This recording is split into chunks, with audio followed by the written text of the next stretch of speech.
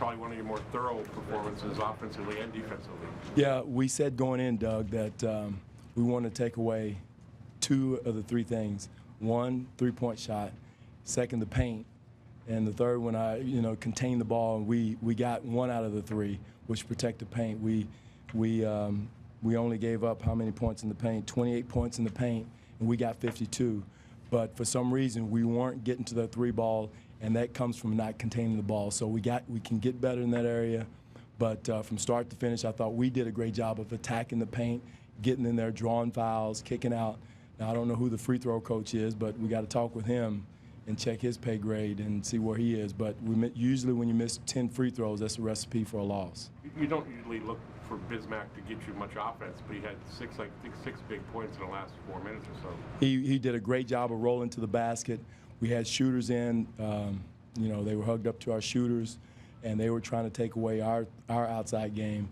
And he did a great job. Kyle did a good job of finding him on the roll, and he did a great job of finishing. So that was good for him. But again, he set the tone for us defensively, and protecting the paint, talking, being physical, being a deterrent at the rim. And that was big for us as far as protecting the paint. That's a good team. That team right there has got so many weapons, and it started with LeBron. So we were very fortunate to play a complete game. Kyle seemed to get the look in his eyes in that third. Yeah, it's kind of. I was concerned. Getting that look sometimes means trouble. But he did a good job of closing it out. He kept the pace. He kept the tempo after stops, which was big. So that was important. But again, closing out the game is something we didn't do in a couple of games last week. Was finishing. We had a couple of lapses, but they weren't very long. And our whole goal is to shorten those gaps of lulls in the game, and or whether it's on the defensive end or offensive end. How much credit do you give Carroll for holding LeBron? I mean, I know he still got his points, but again, it's a team. DeMar did his job on him, but it's team defense. Biz coming over, in verticality, getting crackdowns on the backside, getting on the floor for loose balls.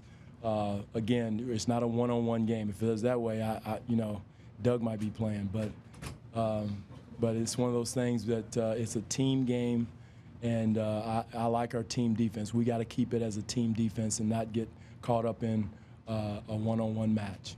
You mentioned the games that got away on the West trip. Mm-hmm. When you beat a team like this, what do you think it does for your confidence? I beg your pardon? When you beat a team like Cleveland, what do you think that does for the team's confidence? Well, again, we can't get caught up in one game. Whether we win or lose, we got to stay focused. It's a marathon.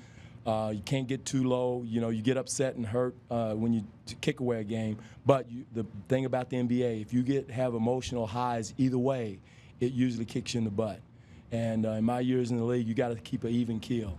And I'm not excited. We got a lot of work to do as far as continuing to get better.